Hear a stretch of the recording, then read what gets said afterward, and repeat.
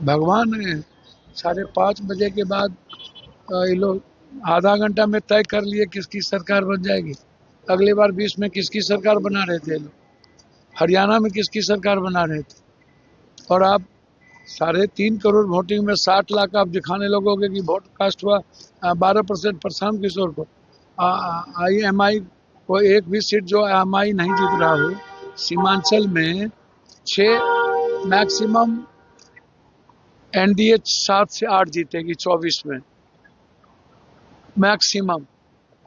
तो 24 में 8 जीता, बताओ अब वोट का परसेंटेज कब आगे बढ़ा 9%।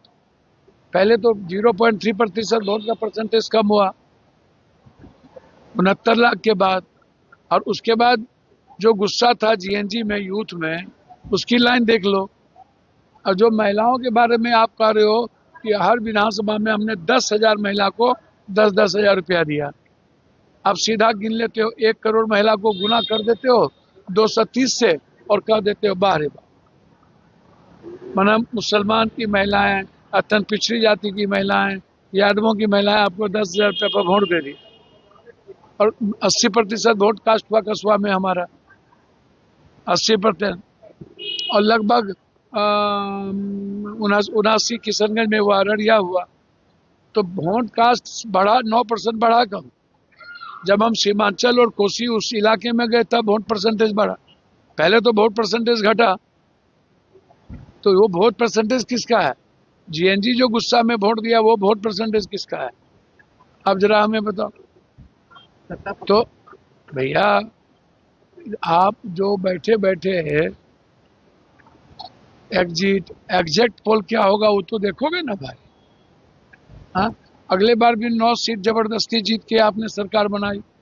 अब चोरी करके ही 2,000, 3,000, 500, 1,000 वोट को फिर से आप सत्ता के द्वारा दुरुपयोग करिएगा, वो तो बिल्कुल अलग बात। वो सत्ता है तो आप नंगा खेल खेल लेते हैं, लेकिन जनता के बदौलत तो आपके पास कुछ भी नहीं है। बदलाव हमें दिखा है, मैंने जितना बिहार का दौरा और मोटरसाइकिल से, मैं तो कह रहा हूँ जितना मैंने देखा उसमें बदलाव। इस बार न्यू जनरेशन जो है वो बदलाव चाहता है, आप इसको समझिए। सत्ता पक्ष वाले लोग कह रहे हैं कि महागठबंधन की हार होने वाली है, इस वजह से वो एक एग्जिट पोल को नहीं मान रहे हैं। अच्छा, पहले अगला बार महागठबंधन की जीत हो रही थी तो आप क्या बोल रहे थे? और 400 पार, 300 पार, तो क्या हासिल हुआ? और कब एग्जिट पोल सही हुआ है ये भी बता दो। एक बार इंडिया टुडे चाणक्य के एग्जिट पोल के बाद कब सही हुआ? और 400, 350 पार तो सब दिखा रहे थे अगली बार मोदी जी को। क्या हुआ? ये बैठ करके 10 मिनट में 5 बजे के बाद शुरू कर देते हो, आधे घंटे में एग्जिट पोल।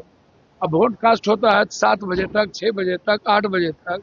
तो बिना जाने बिना समझे पहले से तय कर लेते हो और एक अमित भाई लव लेटर देते हैं, उसी के इर्द गिर्द शुरू हो जाए नाचना, ताकि चोरी करने का बड़ा मजा आ जाए।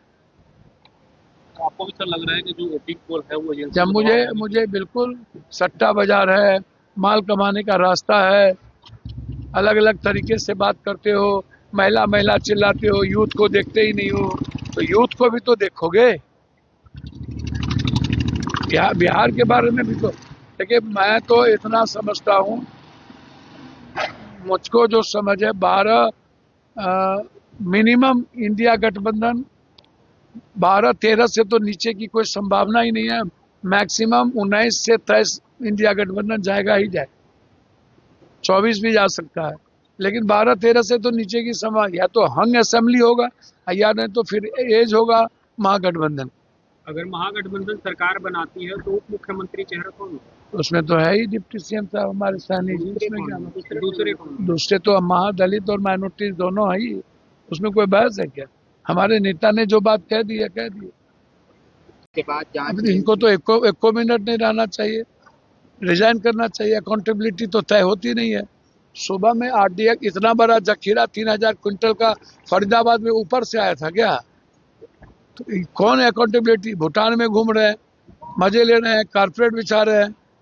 पुलवामा से लेके पहलगाम तक के बीच में कितने बार सैनिक कैंप पर हमला हुआ और कौन कब अकाउंटेबिलिटी तय हुई? बारूद कहाँ से आया पुलवामा में, ये आज तक आप नहीं बता पाए। क्या आप बैठे हुए थे क्या कि लाल किला जहां से पीएम भाषण देता है वहां पर आप इंतजार कर रहे थे? अब फिर वो शुरू कर दिए जवाब देंगे, तो दीजिए ना जवाब। कब जवाब दिए हैं? पुलवामा में जवाब दिए क्या? पहलगाम में जवाब दिए क्या? हद ही हो गई भाई। आप जवाब दीजिए और पहले रिजाइन तो करिए, अकाउंटेबिलिटी तय तो करिए। इंटेलिजेंस किसके अंडर में है ये तो बताइए। कि जो फेल्योर है इंटेलिजेंस कि फरीदाबाद में आ गया पूरा का पूरा, पहले आप उसको देखिए।